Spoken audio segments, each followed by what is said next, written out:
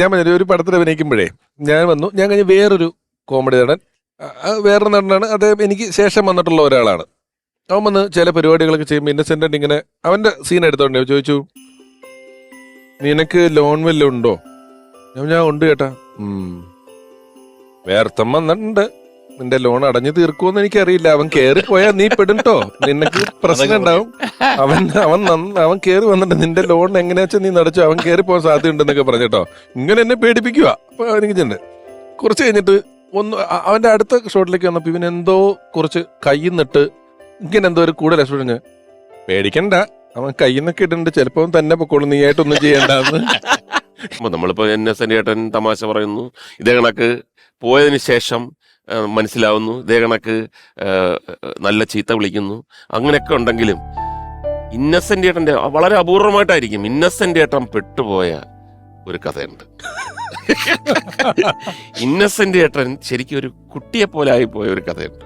അപ്പം ഗോൾക്കൊണ്ട ഹോട്ടൽ ഹൈദരാബാദിൽ എല്ലാവരും കാക്കക്കോയിലിന്റെ ഷൂട്ടിങ്ങിന് വേണ്ടി നിൽക്കുകയാണ്. എല്ലാവരും ഒരേ സ്ഥലത്ത് തന്നെയാണ് എല്ലാവരും താമസിക്കുന്നത്.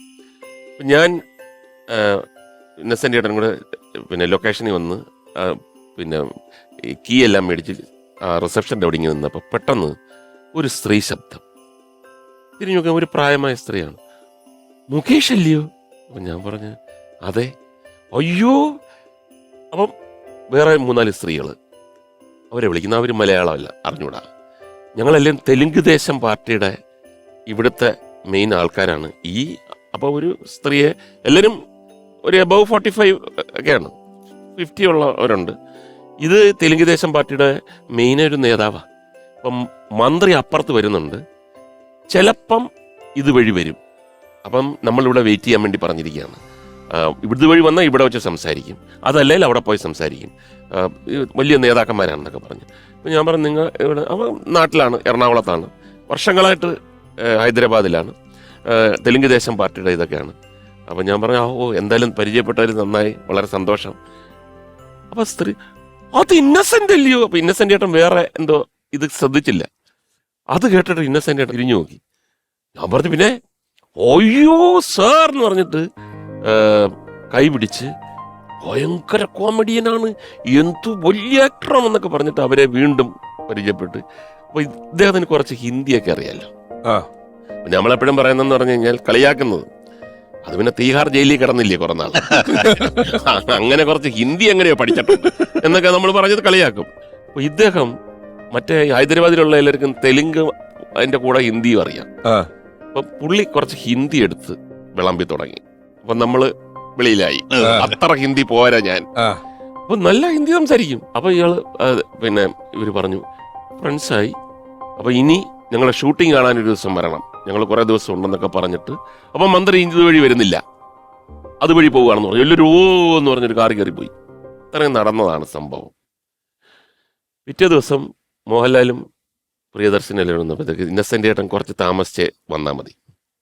അപ്പം ഞാൻ പറഞ്ഞു ഇന്നലെ ഇന്നസെന്റ് ചേട്ടൻ അങ്ങ് ഭയങ്കര ഷൈൻ ചെയ്ത് കേട്ടോ, ഇങ്ങനെ ഹിന്ദിയിലൊക്കെ പറഞ്ഞ് തെലുങ്ക് ദേശം പാർട്ടികളെ മുഴുക്കെ കയ്യിലെടുത്ത് സ്ത്രീ വിങ് അങ്ങനെ പറഞ്ഞുകൊണ്ട് സംസാരിച്ച് വന്നപ്പോഴത്തേക്ക് മോഹൻലാലിന് ഭയങ്കര ഇഷ്ടമാണ് ഇങ്ങനെയുള്ള കാര്യങ്ങളൊക്കെ, രഹസ്യങ്ങൾ അറിയുന്നതും ഇങ്ങനെ കുനസ്റ്റുണ്ടാക്കുന്നത്. മോഹൻലാലിൻ്റെ തോന്നിയിട്ടായി നമുക്ക് ഇന്നച്ചനല്ലേ ഇവിടെ ഷൈൻ ചെയ്ത് നിൽക്കുന്നത്, നമുക്കൊന്ന് പിടിച്ചാലോ. ഞാനും മോഹൻലാലും കൂടെ ഒന്നിച്ച്, വേറൊന്നുമില്ല, അവർക്ക് വാഗ്ദാനം കൊടുത്ത 50,000 രൂപ തെലുങ്ക് ദേശത്തിന് ഇന്നസെന്റ് ചേട്ടൻ സംഭാവന ചെയ്യാമെന്ന് ഇന്നലെ. അതിന്റെ ആളുകൾ ഇപ്പൊ വരും. വെറുതെ ഒരു കഥ, വെറുതെ കാര്യം എന്ന് പറഞ്ഞാൽ ഇത്രയും ഒരു പിന്നെ മാറ്ററേ ഉള്ളൂ. പ്രിയൻ വലിയ സീൻ എടുക്കാനുള്ളതാണ്, അയാളെ ടെൻഷൻ ആക്കിയിട്ട് അവസാനം ഡയലോഗ് തെറ്റിച്ച് കഴിഞ്ഞാൽ 2 ഇതിനകത്തുനിന്ന് പുറത്താക്കും. ഞാൻ പറയാം ഒന്നുമില്ല, പുള്ളി അങ്ങനെ ഒന്നും തെറ്റത്തില്ലെന്ന് പറഞ്ഞപ്പോൾ ഇന്നസെന്റ് ചേട്ടൻ വന്നു. ഇന്നലെ തെലുങ്ക് ദേശം ഭയങ്കര അവര് നമ്മൾ കാര്യങ്ങളൊക്കെ പറഞ്ഞപ്പോൾ അവര് ഭയങ്കര ഇതായെന്നൊക്കെ പറഞ്ഞിട്ട് പുള്ളി ഷൈൻ ചെയ്ത കാര്യങ്ങൾ പറഞ്ഞു. അപ്പോൾ പ്രിയനും നമ്മുടെ കൂടെ ചേർന്നു. അപ്പം മോഹൻലാൽ പറഞ്ഞു അവര് വന്നിരുന്നു, ഷൈൻ ചെയ്തൊക്കെ. അവര് രാവിലെ ഇപ്പം 15 മിനിറ്റ് മുമ്പാ പോയത്, ഇനിയും വരും, ഉച്ചയ്ക്ക് വരും. ഇവിടെ വന്നോ? പിന്നെ നിങ്ങൾ ക്ഷണിച്ചില്ലായിരുന്നോ? ഞാൻ ക്ഷണിച്ചു, പക്ഷെ ഇന്ന് ഇല്ല, 50,000 രൂപ നിങ്ങൾ പാർട്ടി ഫണ്ടിലേക്ക് കൊടുക്കാമെന്ന് പറഞ്ഞു.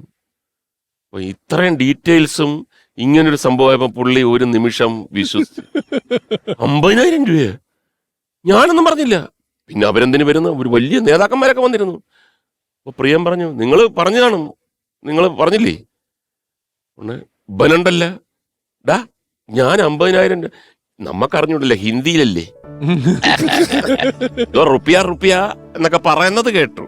50 ഹസാറോ എന്നങ്ങണ്ട പറയുന്നു, നമ്മക്കറിഞ്ഞൂടല്ലോ. ഞാൻ പറഞ്ഞിട്ടില്ല.